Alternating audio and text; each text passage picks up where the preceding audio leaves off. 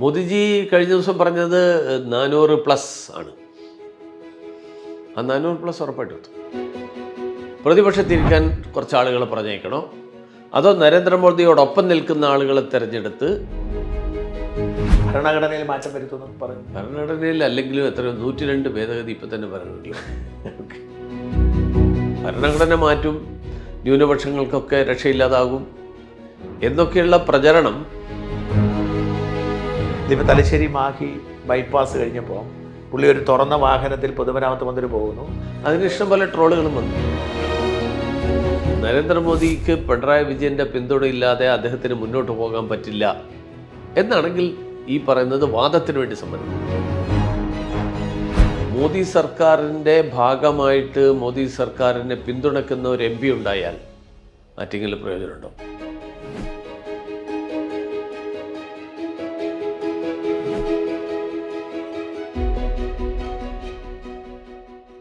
നമസ്കാരം. ആറ്റിങ്ങൽ ലോക്സഭാ മണ്ഡലത്തിൽ മന്ത്രിയും MP-യും MLA-യും തമ്മിൽ ഏറ്റുമുട്ടുകയാണ്. ത്രികോണ മത്സരത്തിൽ ഏറ്റവും ശ്രദ്ധേയനായ സ്ഥാനാർത്ഥി കേന്ദ്രമന്ത്രി V. മുരളീധരൻ തന്നെ.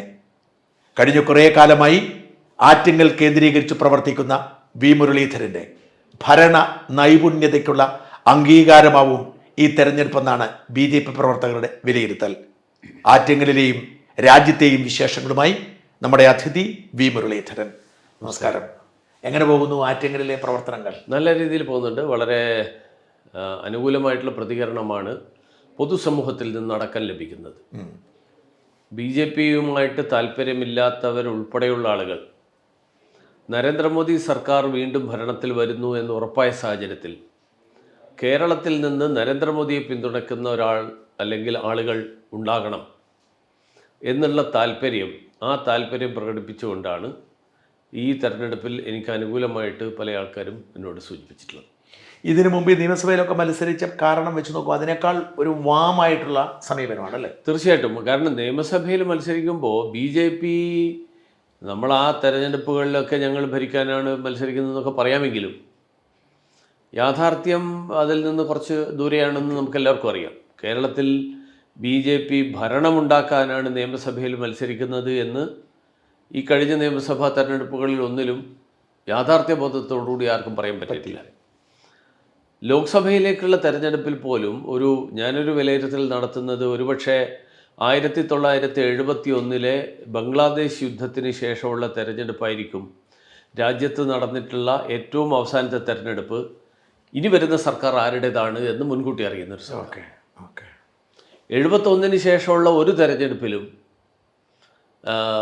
തെരഞ്ഞെടുപ്പിന് ശേഷം ഇന്നേ പാർട്ടി അധികാരത്തിൽ വരും എന്ന് ഉറപ്പായിട്ടുള്ളൊരു സാഹചര്യം ഉണ്ടായിരുന്നില്ല. ഇന്ദിരാഗാന്ധിയുടെ മരണം 84-ൽ.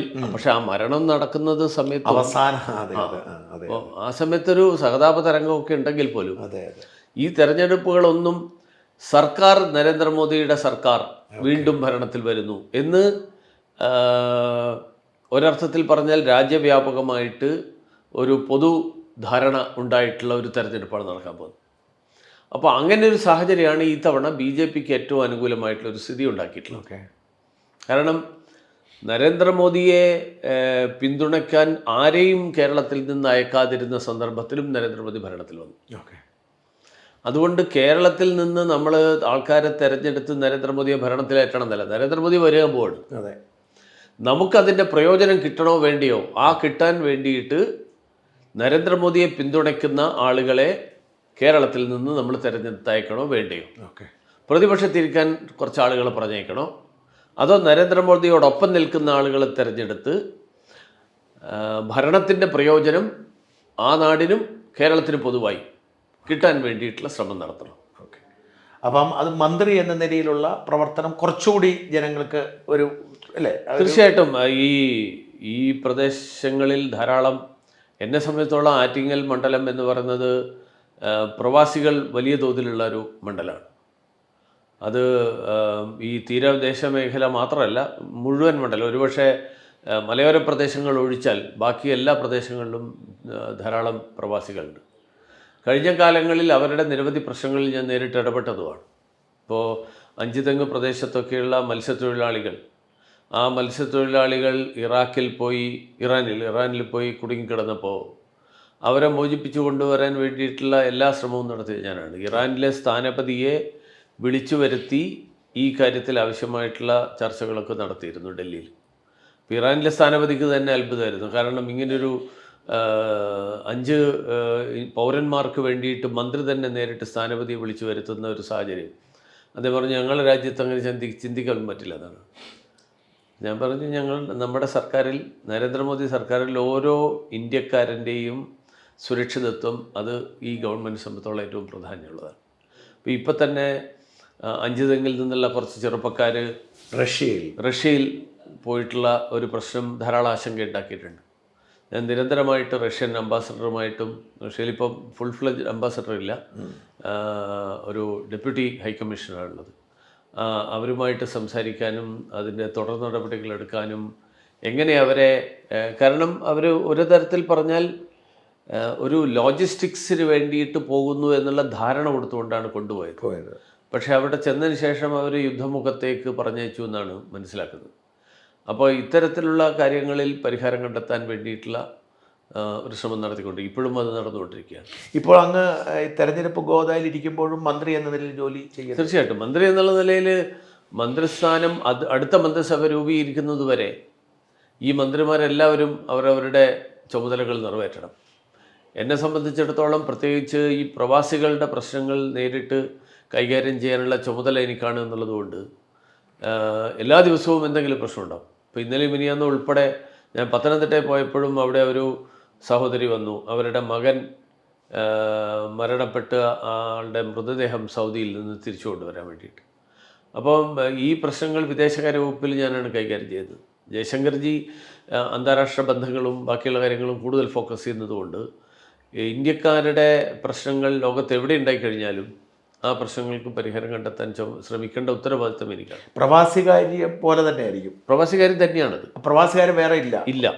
ഇപ്പൊ വയലാർ രവി ഇരുന്ന വകുപ്പിനെ വകുപ്പ് ഇവിടെ വിദേശകാര്യ വകുപ്പിലേക്ക് ലയിപ്പിച്ചുകൊണ്ട് ആ മുഴുവൻ ജോലിയും എന്നെ. അത് ശരി. അപ്പൊ വയലാർ രവി ക്യാബിനറ്റിലാങ്ങിയിരുന്ന ജോലിയും ഞാൻ സഹമന്ത്രി എന്നുള്ളതിൽ ചെയ്യുന്നുണ്ട്. അതുകൊള്ള അപ്പൊ അതുകൊണ്ട് തന്നെ പ്രവാസികളോട് വലിയൊരു അടുപ്പം പുലർത്താൻ പറ്റും. തീർച്ചയായിട്ടും. അപ്പം ഇത്തരം അത് ആറ്റിങ്ങലുകാർക്ക് കൂടുതൽ വളരെ വ്യക്തമായിട്ട് ബോധ്യമായിട്ടുള്ള കാര്യമാണ്.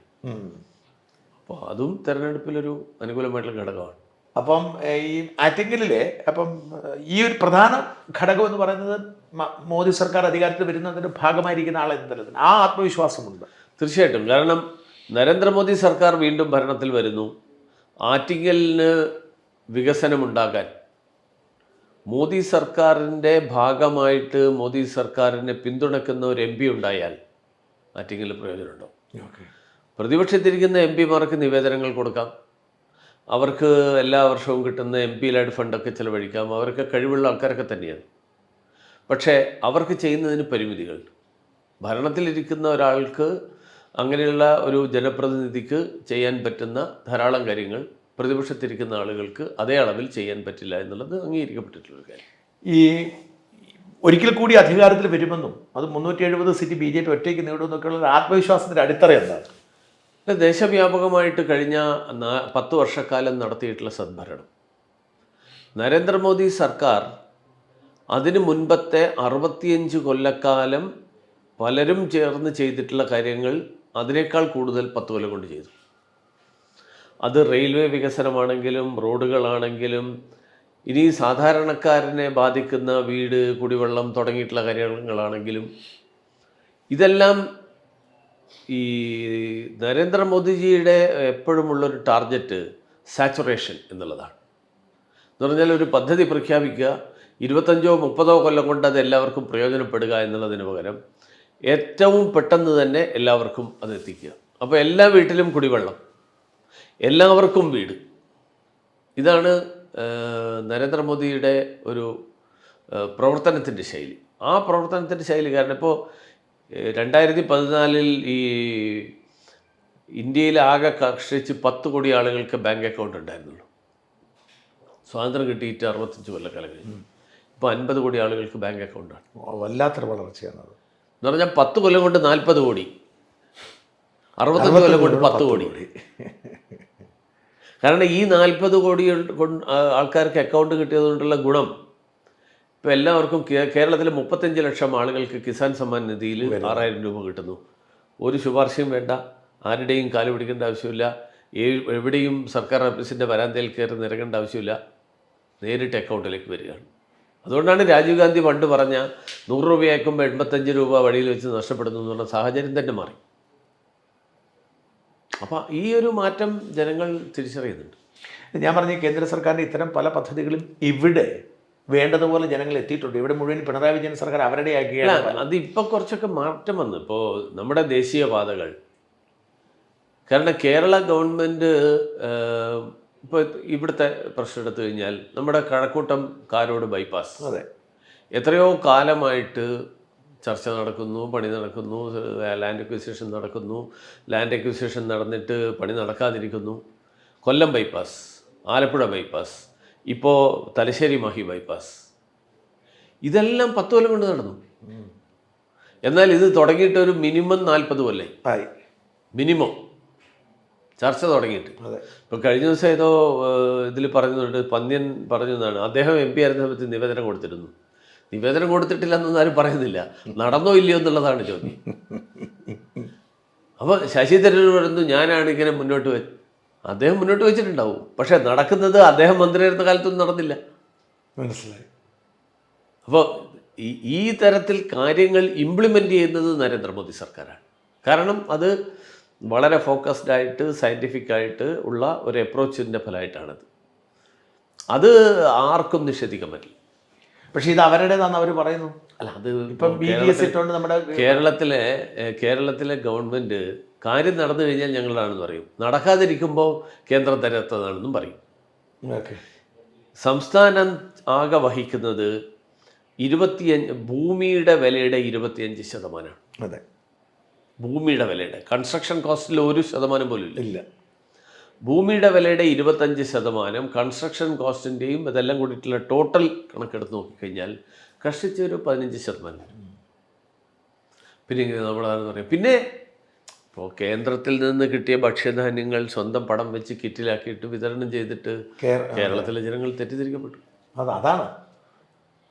അപ്പോൾ അതൊരു പക്ഷേ അത് ഒരു തവണ തെറ്റിദ്ധരിക്കപ്പെട്ടു എന്നല്ലാതെ എല്ലാ തവണയും അങ്ങനെ സംഭവിക്കുമെന്ന് എനിക്ക് വലിയ വിശ്വാസമില്ല. ഇതിപ്പോൾ തലശ്ശേരി മാഹി ബൈപ്പാസ് കഴിഞ്ഞപ്പോൾ പുള്ളി ഒരു തുറന്ന വാഹനത്തിൽ പൊതുമരാമത്ത് മന്ത്രി പോകുന്നു. അതിന് ഇഷ്ടം പോലെ ട്രോളുകളും വന്നു. വന്നു. അതുകൊണ്ടാണല്ലോ ഈ ട്രോള് വരുന്നതിൻ്റെ കാരണം എന്താ? ട്രോള് വരുന്നതിൻ്റെ കാര്യം അർഹതയില്ലാത്തതിൻ്റെ പേരിൽ മേനി നടിക്കുന്നതുകൊണ്ടാണ് ട്രോള് വരുന്നത്. അല്ലെങ്കിൽ ആളുകൾ ട്രോള് ചെയ്യില്ലല്ലോ. പക്ഷെ അത് ഈ ചെയ്യുന്നവർ വിചാരിക്കുന്നത് 90 പേര് ട്രോൾ ചെയ്താലും 10 പേര് ഇത് എൻ്റെതാണെന്ന് ധരിച്ചാൽ ആയിക്കോട്ടെ എന്ന് വിചാരിച്ചിട്ടാണ്.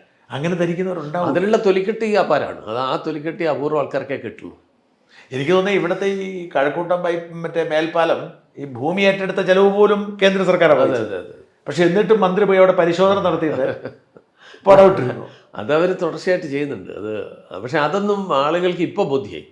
ഇപ്പോൾ ഏറ്റവും ഒടുവിൽ ഈ വിഴിഞ്ഞം ഔട്ടർ റിംഗ് റോഡ്, വിഴിഞ്ഞം നാവായിക്കുളം ഔട്ടർ റിംഗ് റോഡ്, അതൊരു വലിയ ആശങ്കയ്ക്ക് കാരണമായിട്ടുള്ളൊരു വിഷയമാണ്.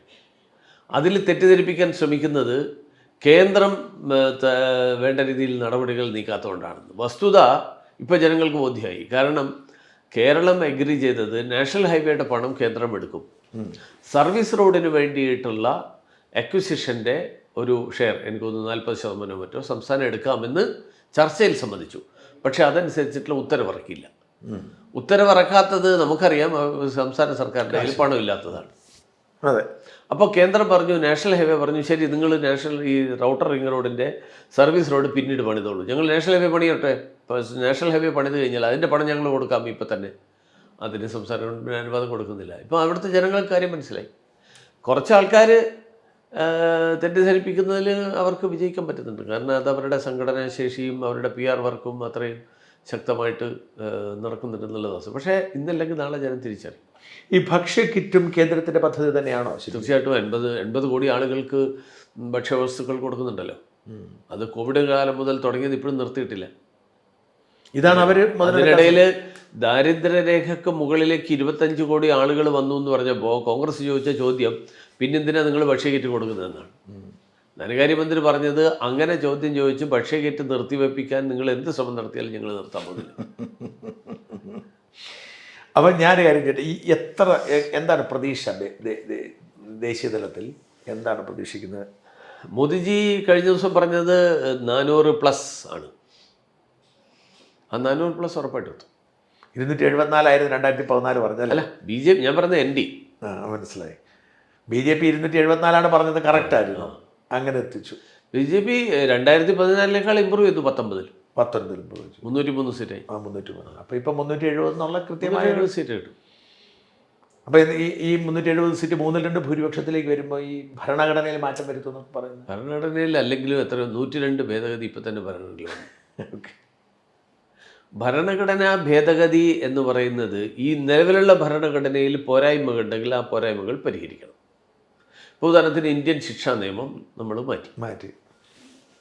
കാരണം ഇന്ത്യൻ ശിക്ഷാ നിയമം നേരത്തെ ഉണ്ടായിരുന്ന ശിക്ഷാ നിയമം നീതി ലഭ്യമാക്കാനായിരുന്നില്ല, ശിക്ഷ കൊടുക്കാനായിരുന്നു. ഓക്കെ. ഇപ്പോൾ ഉള്ള നിയമം നീതി ലഭ്യമാക്കാനാണ്.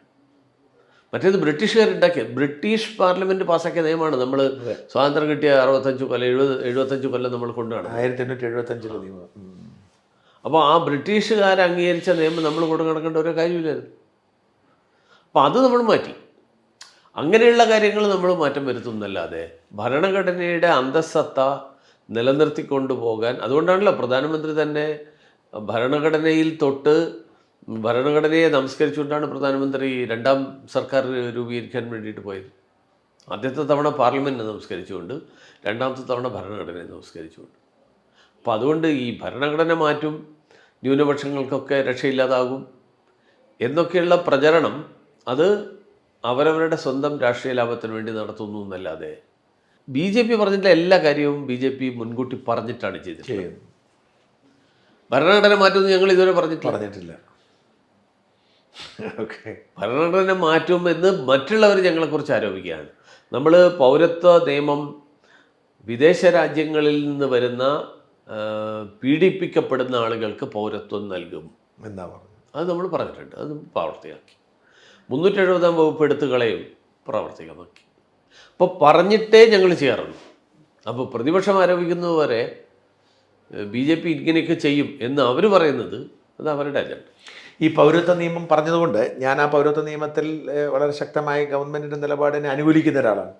അപ്പോഴും ഒരു തെറ്റിദ്ധാരണ പരത്താൻ ഇവിടുത്തെ മുസ്ലിമുകളെ ബാധിക്കും എന്ന തരത്തിലുള്ള തെറ്റിദ്ധാരണ. അത് CPM കോൺഗ്രസും നടത്തുന്ന അവരുടെ ഒരു അജണ്ടയോട് കൂടിയിട്ടുള്ള പ്രചരണമാണ്. കാരണം അവർക്ക് മൻമോഹൻ സിംഗിൻ്റെ പ്രസംഗം അവൈലബിളാണ്, പ്രകാശ് കാരാട്ടിൻ്റെ വാക്കുകൾ അവൈലബിളാണ്, മഹാത്മാഗാന്ധി പറഞ്ഞത് എന്താണെന്നുള്ളത് എല്ലാവർക്കും അറിയാം, രേഖയിലുണ്ട്. പക്ഷെ ഇതൊക്കെ കഴിഞ്ഞതിന് ശേഷവും നരേന്ദ്രമോദി അത് പ്രാവർത്തികമാക്കുമ്പോൾ അത് ഇന്ത്യൻ മുസ്ലിങ്ങളെ ബാധിക്കും. വാസ്തവത്തിൽ ഇത് ഇന്ത്യക്കാരായിട്ടുള്ള ഒരു പൗരനുമായിട്ടും ബന്ധമില്ലാത്തതാണ് ഈ പൗരത്വ നിയമം. ഇന്ത്യക്കാരായിട്ടുള്ള ആളുകൾ, നിലവിലുള്ള പൗരന്മാരുടെ പൗരത്വത്തിൻ്റെ വസ്തുതകൾ പരിശോധിക്കാൻ പോലും അതിൽ വകുപ്പില്ല.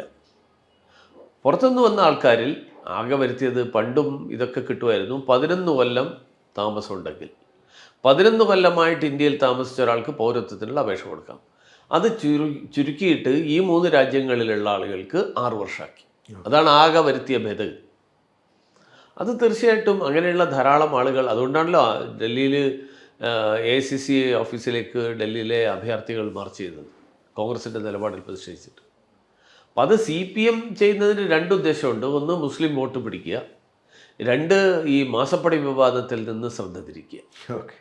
മാസപ്പടി വിവാദം മുഖ്യമന്ത്രി വല്ലാത്തൊരു ഊരാക്കുടുക്കിലാണ്. കാരണം ഇന്ന് വരെ അവർ വിശദീകരിച്ചിട്ടില്ല എന്ത് സേവനം നൽകിയതിനാണ് ഈ പണം കൈപ്പറ്റിയത്. ശരി, നിങ്ങൾ ബിസിനസ്സാണ്, ഞങ്ങൾ 2 കമ്പനി ഉണ്ടാക്കി നടത്താൻ ഈ രാജ്യത്തെ ഒരു പൗരന് സ്വാതന്ത്ര്യമില്ലേ, മുഖ്യമന്ത്രിയുടെ മകളായതുകൊണ്ട് ആ സ്വാതന്ത്ര്യം അവർക്ക് നിഷേധിക്കാമോ, ഇതൊക്കെ ചോദിക്കാം. അപ്പോൾ ഈ കാര്യം മറുപടി പറയണോ എന്ന് പറഞ്ഞാൽ നിങ്ങൾ എന്ത് സേവനമാണ് നിങ്ങളുടെ കമ്പനി കൊടുത്തത്, അത് ഇതുവരെ പറയാൻ പറ്റുന്നില്ല. അത് കേന്ദ്ര അന്വേഷണ ഏജൻസികൾ വേണ്ട ജാഗ്രത കാട്ടുന്നില്ലെന്നാണ് മാധ്യമങ്ങൾ വരുന്നത്. സ്വർണ്ണക്കടത്താണെങ്കിലും അന്വേഷണ ഏജൻസികൾ വളരെ എഫക്റ്റീവായിട്ട് മൂവ് ചെയ്തത് കൊണ്ടാണല്ലോ സ്വർണ്ണക്കടത്ത് കേസിൽ പ്രിൻസിപ്പൽ സെക്രട്ടറി അടക്കകത്ത് പോയത്. ഈ കേസിൽ ഇപ്പോൾ ഇത് അന്വേഷണത്തിൻ്റെ ഘട്ടത്തിലാണ്. കാരണം സീരിയസ് ഫ്രോഡ് ഇൻവെസ്റ്റിഗേറ്റീവ് ഏജൻസി, ആ ഏജൻസി വരാതിരിക്കാൻ അവർ ശ്രമിച്ചു. പക്ഷേ നമ്മളത് കോടതിയിൽ പോയി, കോടതിയിൽ ബാധിച്ചു, അതിന് അനുകൂലമായിട്ടുള്ള തീരുമാനമുണ്ടായി. അതിനുശേഷം കർണാടക ഹൈക്കോടതിയിൽ പോയിട്ട് ഈ അന്വേഷണം തടസ്സപ്പെടുത്താൻ ശ്രമം നടത്തി. ഒന്നും ഒളിക്കാനില്ലെങ്കിൽ ഇത് തടസ്സപ്പെടുത്താൻ ശ്രമിക്കേണ്ടതില്ല. അപ്പം കേന്ദ്ര ഗവൺമെൻറ് ഈ കാര്യത്തിൽ ഒരു വിട്ടുവീഴ്ചയും ചെയ്യുന്ന പ്രശ്നമില്ല. മാത്രമല്ല, നരേന്ദ്രമോദിക്ക് പിണറായി വിജയൻ്റെ പിന്തുണയുടെ ആവശ്യം എന്താ? ഈ ധാരണയുണ്ടാവണമെങ്കിൽ നരേന്ദ്രമോദിക്ക് പിണറായി വിജയൻ്റെ പിന്തുണയില്ലാതെ അദ്ദേഹത്തിന് മുന്നോട്ട് പോകാൻ പറ്റില്ല എന്നാണെങ്കിൽ ഈ പറയുന്നത് വാദത്തിന് വേണ്ടി സമ്മതിക്കാം. നരേന്ദ്രമോദിക്ക് അതിൻ്റെ ആവശ്യമില്ലല്ലോ. അല്ല, ഡൽഹി ഉപമുഖ്യമന്ത്രി ജയിലിലാണ്, മുഖ്യമന്ത്രിക്കെതിരെ അപ്പോഴൊന്നും, പക്ഷേ ഇവിടേക്ക് പിണറായിയുടെ ഓഫീസിലേക്ക് പോലും എത്തുന്നില്ല. അതൊക്കെ സമയമാകുമ്പോൾ എത്തിക്കോളും അല്ലേ? അതുകൊണ്ടാണ് ജനങ്ങൾ. ഉദാഹരണത്തിന് ഇതേ വാദം, ഇതേ പ്രചരണം കോൺഗ്രസ് കഴിഞ്ഞ തെലങ്കാന തെരഞ്ഞെടുപ്പ് സമയത്ത് ഉന്നയിച്ചതാണ്. BRSുമായിട്ട് BJPക്ക് ഒരു അവിഹിത ബന്ധമാണുള്ളത്. എന്തുകൊണ്ടാണ് കവിതയെ അറസ്റ്റ് ചെയ്യാത്തത്? ഇപ്പം ഇനിയൊന്നും കവിത അറസ്റ്റിലായില്ലേ? അപ്പം വൈകാതെ, അതായത് അല്ലല്ല, ഞാൻ അങ്ങനെ വൈകാതെ അറസ്റ്റ് ആവുന്നില്ല. അതായത് ഈ അന്വേഷണ ഏജൻസികളെ അവരുടെ ഓരോ ആക്ഷനെയും അതിൻ്റെ ടൈമിംഗ് തീരുമാനിക്കുന്നത് ഗവൺമെൻറ് അല്ല, അത് ഉദ്യോഗസ്ഥന്മാർക്ക്. നമ്മളൊരു എഫിഷ്യൻ്റ് ആയിട്ടുള്ള ഇൻ്റഗ്രിറ്റിയുള്ള ഒരു ഉദ്യോഗസ്ഥനെ തീരുമാനിച്ചു കഴിഞ്ഞാൽ പിന്നെ അദ്ദേഹത്തിന് സ്വതന്ത്രമായിട്ട് അന്വേഷണം നടത്താനുള്ള അവസരം കൊടുക്കുക, അതിന് അനുവാദം കൊടുക്കുക. അത് അവർ ചെയ്യും. അവർക്ക് തോന്നുന്നിരിക്കട്ടെ നാളെ അറസ്റ്റ് ചെയ്യണം, അവർ നാളെ അറസ്റ്റ് ചെയ്യും. അവർക്ക് തോന്നുന്നിരിക്കട്ടെ കുറച്ചും കൂടി തെളിവുകൾ വന്നതിന് ശേഷം മാത്രമേ അറസ്റ്റ് ചെയ്താൽ അറസ്റ്റ് നിലനിൽക്കുള്ളൂ. കോൺഗ്രസ്സിന് വേണ്ടത് ഒരുപക്ഷെ പെട്ടെന്ന് പോയി അറസ്റ്റ് ചെയ്ത് 3-ാം ദിവസം ജാമ്യത്തിൽ പുറത്തിറങ്ങി കഴിഞ്ഞാൽ സൗകര്യമായി അവർക്ക്.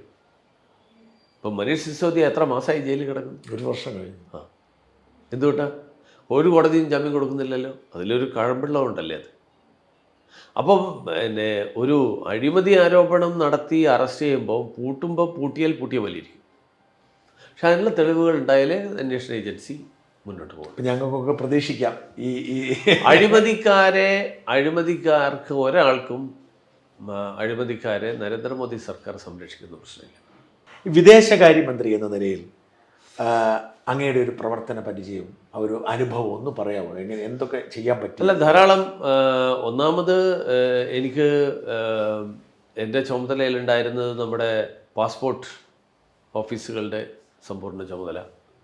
അതിന് പുറമെ പ്രവാസികാര്യ വകുപ്പ്, നേരത്തെ ഉണ്ടായിരുന്ന പ്രവാസികാര്യ വകുപ്പ്, ആ പ്രവാസികാര്യ വകുപ്പിൻ്റെ ഇന്ത്യൻ ഡയസ്പൊറ എന്ന് പറയുന്ന ഇത്. മൂന്നാമത് ഭൂമിശാസ്ത്രപരമായിട്ട് നോക്കിയാൽ ആഫ്രിക്കയും നമ്മുടെ ഗൾഫ് രാജ്യങ്ങളും ഉൾപ്പെടുന്ന പ്രദേശങ്ങൾ. ഇതിൽ ഏറ്റവും പ്രാധാന്യം നൽകി നടപ്പിലാക്കിയ കാര്യം പാസ്പോർട്ടും അതേപോലെ പ്രവാസികാര്യ വകുപ്പും. കാരണം പാസ്പോർട്ട് ഇന്നിപ്പോൾ, പണ്ടാണെങ്കിൽ ഞാൻ തന്നെ നേരിട്ട് പാസ്പോർട്ട് അപേക്ഷിക്കാൻ വേണ്ടി, പാസ്പോർട്ട് അപേക്ഷിച്ച് കിട്ടാൻ വേണ്ടി എത്ര കാത്തിരുന്നു എന്ന് എനിക്കറിയാം. കേസുകളുള്ളത്, കേസുകളുണ്ട്, പല കാര്യങ്ങൾ. അല്ലെങ്കിലും അപ്പോയിൻമെൻറ്റ് കിട്ടാൻ കാലതാമസം. ഇന്ന് അതെല്ലാം വളരെ കമ്പ്യൂട്ടറൈസ്ഡാണ്. ഓൺലൈനായിട്ട് അപേക്ഷിക്കാം, ഇന്ത്യയിൽ എവിടെ നിന്നും അപേക്ഷിക്കാം. 10-15 ദിവസം കൊണ്ട് അപ്പോയിൻമെൻറ്റ് കിട്ടും. നേരിട്ട് പാസ്പോർട്ട് ഓഫീസ് പോവാം. ബാക്കിയുള്ള ഫിംഗർ പ്രിൻറ്റ് തുടങ്ങിയിട്ടുള്ള കാര്യങ്ങളൊക്കെ പൂർത്തിയായി കഴിഞ്ഞാൽ പരമാവധി 20-25 ദിവസത്തിനുള്ളിൽ പാസ്പോർട്ട് കിട്ടും. ഓർഡിനറി അപേക്ഷ. തത്കാലാണെങ്കിൽ വളരെ പെട്ടെന്ന്, അതിനേക്കാൾ വേഗത്തിൽ. പോലീസ് ക്ലിയറൻസിൻ്റെ അപേക്ഷകൾ വളരെ വേഗത്തിൽ നടക്കുന്നു. അത് മാത്രമല്ല, പണ്ട് പാസ്പോർട്ട് ഓഫീസ് എന്ന് പറഞ്ഞു കഴിഞ്ഞാൽ ഇന്ത്യയിലാകെ 36 സ്ഥലത്തേ ഉണ്ടായിരുന്നുള്ളൂ. ഇപ്പോൾ ഒരു ലോക്സഭാ മണ്ഡലത്തിൽ ഒരു പാസ്പോർട്ട് ഓഫീസ് എന്നുള്ള തലത്തിലാക്കി. അപ്പോൾ ഒരാൾക്കും ഒരു 2 മണിക്കൂറിൽ കൂടുതൽ യാത്ര ചെയ്യേണ്ട ആവശ്യമില്ല. ഒരുപാട് ക്യൂ നിൽക്കേണ്ട ആവശ്യമില്ല, ഒന്നുമില്ല. ഇതൊന്ന്. ഇന്ത്യൻ പ്രവാസികളെ സംബന്ധിച്ചിടത്തോളം അവർ വിദേശ രാജ്യങ്ങളിൽ തൊഴിലിന് വേണ്ടി പോകുന്ന സമയത്തുണ്ടാകുന്ന പ്രശ്നങ്ങൾ, അവരുടെ വ്യക്തിപരമായിട്ടുണ്ടാകുന്ന ഇഷ്യൂസ്, അസുഖം, മരണം തുടങ്ങിയിട്ടുള്ള കാര്യങ്ങൾ. പിന്നെ നമ്മുടെ നാട്ടിൽ നിന്ന് വഞ്ചിക്കപ്പെട്ട് പോകുന്ന ആളുകൾ, ജോലിക്ക് വേണ്ടി എന്ന് പറഞ്ഞ് കൊണ്ടുപോയി ആ ഉദ്ദേശിച്ച ജോലി അല്ലാത്ത വേറെ ജോലി ചെയ്യേണ്ടി വരുമ്പോൾ ഉണ്ടാകുന്ന പ്രശ്നങ്ങൾ. അപ്പോൾ അതിലാണ് ഏറ്റവും ഒടുവിലത്തെ ഈ 5 തെങ്ങ് ഉൾപ്പെടെയുള്ള സംഭവങ്ങൾ. 5 തെങ്ങ് ഉൾപ്പെടെ, 5 തെങ്ങ് മാത്രമല്ല, ഇന്ത്യയിലെ മറ്റ് ചില സംസ്ഥാനങ്ങളിൽ നിന്നും ആൾക്കാരെ അങ്ങനെ കൊണ്ടുപോയി എന്നാണ് പറയുന്നത്. ആ കൊണ്ടുപോയ ആളുകളെ ഒരു ലോജിസ്റ്റിക്കൽ സപ്പോർട്ട് എന്ന് പറഞ്ഞിട്ടാണ് ഇവർ ധരിച്ചത്. പക്ഷേ ചെന്നതിന് ശേഷം അതല്ല അവർക്ക് കിട്ടിയ തൊഴിലെന്നാണ് ഇപ്പോൾ കിട്ടുന്ന വിവരം. അതുകൊണ്ട് റഷ്യൻ എംബസിയുമായിട്ട് റെഗുലറായിട്ട് റഷ്യയിലുള്ള ഇന്ത്യൻ എംബസിയുമായിട്ട് റെഗുലറായിട്ട് ബന്ധപ്പെടുകയും ഈ കൊണ്ടുപോയ ആൾക്കാരുടെ സുരക്ഷിതത്വം ഉറപ്പുവരുത്തുകയും കൊണ്ടുപോയ ആൾക്കാർ തിരിച്ചു വരാൻ താല്പര്യം ഇപ്പോൾ പ്രകടിപ്പിക്കുന്നുണ്ടെങ്കിൽ അങ്ങനെയുള്ള ആൾക്കാർക്ക് തിരിച്ചു വരാനുള്ള സാഹചര്യം ഒരുക്കുകയും, ഇതൊക്കെ ഇപ്പോൾ നിമിഷപ്രിയ കേരളം മുഴുവൻ ഏറ്റവും ആകാംക്ഷയോടുകൂടി കാത്തിരിക്കുന്ന ഒരു പ്രശ്നമാണ്. നിമിഷപ്രിയ പ്രശ്നത്തിൽ പല ഇഷ്യൂസ് ഉണ്ട്. ഇപ്പോൾ യമൻ എന്ന് പറയുന്ന രാജ്യത്ത് ഒരു ആഭ്യന്തര യുദ്ധം നടക്കുകയാണ്. ആഭ്യന്തര യുദ്ധം കാരണം യമനിലെ ഔദ്യോഗിക ഭരണകൂടവും അവിടുത്തെ സമാന്തര ഭരണകൂടവും ഇവർ തമ്മിലുള്ള ഫൈറ്റ് നടക്കുമ്പോൾ സമാന്തര ഭരണകൂടം ശിക്ഷ വിധിച്ചിട്ടുള്ള ഒരാളുടെ കാര്യത്തിൽ ഔദ്യോഗിക ഭരണകൂടവുമായിട്ട് നമ്മൾ ചർച്ച ചെയ്തുകൊണ്ട് പ്രയോജനമില്ല. അല്ല, ഇത് അങ്ങനെയാണ്. ഔദ്യോഗിക ഭരണകൂടം അല്ല വിശേഷം അല്ല. അത് പുതിയ അറിവാണ് കേട്ടോ. പുതിയ ആളുകൾ കരുതുന്നത് യമൻ സുപ്രീം കോടതി നിന്നാണ്. തെറ്റാണത്. യമൻ സുപ്രീം കോടതിയാണത്. കാരണം സന എന്ന് പറയുന്ന പ്രദേശം സമാന്തര ഭരണകൂടത്തിന്റെ നിയന്ത്രണത്തിലാണ്. അതെ, ഹൂത്തികൾ. അപ്പം സുപ്രീം കോടതി അവരുടെ നിയന്ത്രണത്തിലാണോ? അപ്പം മറ്റ് സ്ഥലത്തെ തീരുമാനങ്ങളൊക്കെ വേറെ സുപ്രീം കോടതി ഉണ്ടോ? ഇല്ല, സുപ്രീം കോടതി ഇല്ല വേറെ. പക്ഷേ ബാക്കിയുള്ള സ്ഥലത്തെ തീരുമാനമൊന്നുമില്ല. അങ്ങനെയാണ് അവസ്ഥ. അപ്പോൾ എങ്ങനെയാണ് അങ്ങനെ കോംപ്ലിക്കേറ്റഡ് സ്ഥലത്ത് കൈകാര്യം? അങ്ങനത്തെ കോംപ്ലിക്കേറ്റഡ് സ്ഥലത്ത് ഇന്ത്യൻ നയതന്ത്രത്തിൻ്റെ ഏറ്റവും വലിയ സവിശേഷത നമ്മളെ എല്ലാ ആളുകളുമായിട്ടും ഇന്ത്യക്കാരുടെ സുരക്ഷിതത്വം ഉറപ്പുവരുത്തുക. അതിനു വേണ്ടിയിട്ട് എന്തും ചെയ്യാം. വിദേശ നയത്തിൻ്റെ പ്രത്യേകതയെക്കുറിച്ച് ജയശങ്കർജി ഒരു തവണ പറഞ്ഞത്, it is governed by our domestic concerns എന്നുള്ളതാണ്. എന്താ നയം എന്ന് ചോദിച്ചു കഴിഞ്ഞാൽ നമ്മുടെ നാട്ടിലെ ആൾക്കാർക്ക് ഗുണമുള്ളത് ചെയ്യുക എന്നുള്ളതാണ് നമ്മുടെ നയം. അതുകൊണ്ടാണ് ഈ റഷ്യൻ എണ്ണ വാങ്ങുന്നതിനെക്കുറിച്ച് ചോദിച്ചപ്പോൾ അദ്ദേഹം പറഞ്ഞത്, ഞങ്ങൾ റഷ്യൻ എണ്ണ എന്ന് പറഞ്ഞിട്ട് അന്വേഷിച്ച് പോയിട്ടില്ല, ഞങ്ങൾക്ക് വില കുറഞ്ഞ എണ്ണ എവിടെ കിട്ടുന്നു എന്ന് നോക്കിയിട്ട് പോയപ്പോൾ കിട്ടിയത് റഷ്യ എന്നാണ്, അവിടുന്ന് വാങ്ങിക്കൊണ്ടത്. അതുകൊണ്ട് മിയന്മാറിൽ കുറേ നമ്മുടെ ചെറുപ്പക്കാർ പലരും പല ജോലി എന്നൊക്കെ പറഞ്ഞിട്ട് കൊണ്ടുപോയി അവസാനം അവരെ തിരിച്ചു കൊണ്ടുവരാൻ പറ്റുന്നില്ല. അന്വേഷിച്ചു പോയപ്പോൾ മിയന്മാറിലെ ഔദ്യോഗിക ഭരണകൂടത്തിൻ്റെ നിയന്ത്രണത്തിലല്ലാത്ത പ്രദേശങ്ങളിലാണ് അവരെ തടങ്കലിൽ പാർപ്പിച്ചിട്ടുള്ളത്. പക്ഷേ ഇന്ത്യൻ നയതന്ത്രത്തിൻ്റെ ഒരു പ്രത്യേകത, അവിടെയും നമുക്ക് ബന്ധങ്ങളുണ്ട്. ശരി, ആ ബന്ധങ്ങൾ നമ്മൾ ഉപയോഗിച്ച്, അതിന് നേരിട്ടുള്ള നയതന്ത്ര ബന്ധം എന്ന് നമ്മൾ വിശേഷിപ്പിക്കില്ല, പക്ഷേ നമുക്ക് ബന്ധമുണ്ട്. അവിടെ നമുക്ക് വിമതനാണേലും നമുക്ക് കൈകാര്യം ചെയ്യാൻ പറ്റും. പിന്നെ ഇന്ത്യ എന്ന് പറയുന്ന രാജ്യത്തിൻ്റെ അവസ്ഥ, ഇത്രയും വലിയ രാജ്യം, ലോകത്തിലെ 5ാമത്തെ സമ്പദ് വ്യവസ്ഥ, ഒരു ശക്തനായിട്ടുള്ള ഭരണാധികാരി, ജനാധിപത്യ സംവിധാനത്തിൽ ലോകം മുഴുവൻ അംഗീകരിക്കുന്ന കാര്യം, ഈ ഒരു ഭരണാധികാരി ഇപ്പോൾ ആദ്യത്തെ തവണ തിരഞ്ഞെടുക്കപ്പെട്ടു, ഇന്ത്യയുടെ പ്രധാനമന്ത്രി, 140 കോടി ജനങ്ങളുടെ നേതാവ്, ആ അംഗീകാരം അദ്ദേഹത്തിനുണ്ട്. വീണ്ടും ഒരിക്കൽ തിരഞ്ഞെടുക്കപ്പെട്ടു, അദ്ദേഹത്തിന് കിട്ടുന്ന അംഗീകാരം വർദ്ധിക്കും. എന്നോട് ലോകരാഷ്ട്ര തലവന്മാരായിട്ടുള്ള പലരും പറഞ്ഞിട്ടുള്ളത് അദ്ദേഹം സീനിയർ മോസ്റ്റ് റൂളറാണെന്നാണ്. ഓക്കെ. കാരണം ലോകത്തെവിടെയും ജനാധിപത്യത്തിൽ 15 കൊല്ലമായിട്ട് 10 കൊല്ലമായിട്ട് പ്രധാനമന്ത്രി ഇരിക്കുന്ന ഒരാളില്ല. ഇല്ല, മനസ്സിലായി. അപ്പോൾ ആ അംഗീകാരം ലോകം അദ്ദേഹത്തിന് കൊടുക്കുന്നു. ഇപ്പോൾ 15 ആകുമ്പോൾ അത് വീണ്ടും വളരെ വലുതാണ്. റഷ്യയിലും ചൈനയിലും അങ്ങനത്തെ ഒരു സംവിധാനം ഇല്ലാത്തതുകൊണ്ട് അമേരിക്കൻ പ്രസിഡന്റ് ഇത്രയും കാലം നിന്നിട്ടില്ല. മനസ്സിലായി. ഫ്രഞ്ച് പ്രസിഡന്റ് ഇപ്പോൾ സെക്കൻഡ് ടേം തുടങ്ങിയിട്ടേ ഉള്ളൂ. പിന്നെ ജപ്പാനിലെ ഒക്കെ പ്രധാനമന്ത്രിമാർ 5 കൊല്ലം 3 കൊല്ലം ഒക്കെ കഴിയുമ്പോൾ മാറിക്കൊണ്ടിരിക്കുകയാണ്. ഓസ്ട്രേലിയയിൽ മാറിക്കൊണ്ടിരിക്കുകയാണ്, ജർമ്മനിയിൽ മാറിക്കൊണ്ടിരിക്കുകയാണ്. കുറച്ചു കാലം മെർക്കൽ ഉണ്ടായിരുന്നു. അപ്പോൾ 10 കൊല്ലം പ്രധാനമന്ത്രിയായിട്ട് ഇരിക്കുന്ന ഒരാൾ എന്ന് പറയുമ്പോൾ അവർ മുഴുവൻ നരേന്ദ്രമോദിജിയുടെ ഒരു ഗൈഡൻസ് ആഗ്രഹിക്കുന്ന ആൾക്കാരാണ്. അത് നമുക്ക് നമ്മളോടുള്ള പെരുമാറ്റത്തിൽ അവരുടെ അത് പിന്നെ വിമതന്മാരാണെങ്കിലും അവരും പെരുമാറും. ഓക്കെ, നമുക്ക് റെസ്പെക്റ്റ് ഉണ്ട്, നമ്മളോട് റെസ്പെക്റ്റ് ഉണ്ട്. ഈ ഇപ്പം ഞാൻ പറഞ്ഞ റഷ്യയായിട്ടുള്ള എണ്ണ ഇടപാട് അടക്കമുള്ള കാര്യങ്ങൾ വളരെ കോംപ്ലിക്കേറ്റഡ്. കാരണം ഒരു വശം നമ്മൾ അമേരിക്കയായിട്ട് നല്ല സഖ്യത്തിലിരിക്കുമ്പോൾ അതിനൊക്കെ എങ്ങനെയാണ് ഇന്ത്യ ഇതിനെ കൈകാര്യം ചെയ്യുന്നുള്ളത്? അതുകൊണ്ടാണ് ഞാൻ പറഞ്ഞത് നമ്മുടെ വിദേശ നയം എന്ന് പറയുന്നത് നമ്മുടെ താല്പര്യങ്ങൾ സംരക്ഷിക്കലാണ്. അല്ലാതെ ഇതാണ് നയം, ഈ പക്ഷത്ത് നിൽക്കുക, അതിന് മറുപക്ഷത്ത് നിൽക്കുക എന്നുള്ളതിന് പകരം നമ്മുടെ താല്പര്യ സംരക്ഷണത്തിന് ഏതാണോ നല്ലത് ആ നിലപാട് സ്വീകരിക്കുക. അതുകൊണ്ട് ലോകത്തിലെ എല്ലാ രാജ്യങ്ങളുമായിട്ടും സഹകരണം ഉണ്ടാവുക, സൗഹാർദ്ദം ഉണ്ടാവുക. സഹകരണവും സൗഹാർദ്ദവും ഇല്ലെങ്കിൽ അറ്റ്ലീസ്റ്റ് വർക്കിംഗ് റിലേഷൻ ഉണ്ടാവും. ഇന്ത്യയുടെ വിജയമാണ് ഖത്തറിൻ്റെ പരാജയമാണ് എന്ന് വരുത്താൻ ഞങ്ങൾക്ക് താല്പര്യം ആഗ്രഹിച്ചില്ല. ഇവിടെ നമ്മളൊരു ഫ്ലക്സ് വെച്ചോട്ടെ എന്ന് ചോദിച്ചു. ഞാൻ പറഞ്ഞു, നിങ്ങൾ ഫ്ലക്സ് വെച്ചോ, ഖത്തറിലെ അമീറിൻ്റെയും കൂടി പടവിൽ വെച്ചാൽ മതി. ഓക്കെ, കാരണം അദ്ദേഹമാണല്ലോ വിട്ടത്. അതെ അതെ. ഇതിൽ സൗദിയായിട്ടുള്ള ബന്ധമാണ് എന്നെ അത്ഭുതപ്പെടുത്തിയിട്ടുള്ളത്. കാരണം വളരെ ഒരു എന്താ പറയുക, ഒരു കൺസർവേറ്റീവ് കൺട്രിയാണ്. അത് കഴിഞ്ഞിട്ട് മദീനയിൽ നേരിട്ട് പോകാൻ താല്പര്യമുണ്ടെന്ന് അറിയിച്ചു. ഭരണകൂടം 100% ഒരു തടസ്സം പറഞ്ഞില്ല. ഒരു തടസ്സം. ഇതൊക്കെ ചെയ്താലും BJP മുസ്ലിം വിരുദ്ധരാണെന്ന് പറയും. ഹജ്ജ് കർമ്മത്തിന് ഇത്രയും സൗകര്യങ്ങൾ ചെയ്തു കൊടുത്ത ഒരു ഗവൺമെന്റ് ഇന്ത്യയിൽ ഇന്ന് വരെ ഭരിച്ചു. ലോകത്തെ ഏറ്റവും കൂടുതൽ മുസ്ലിങ്ങൾ ഇവിടെ ആവാം. ഏതാണ്ട് ആണോ? അത് ഈ ആരോപണങ്ങളെല്ലാം മൊനയിടിയല്ലോ. ലോകത്തെ ഏറ്റവും കൂടുതൽ മുസ്ലിം രാജ്യം ഇന്ത്യ ആകത്തോടെ. അതുകൊണ്ടാണല്ലോ സുപ്രീം കോടതിയിൽ 54,000 57,000 കണക്ക് പറഞ്ഞ ആളുകൾ കോടതി ചെന്നപ്പോൾ 54,000 മിണ്ടില്ല. 13,000 നോക്കും. മാത്രമല്ല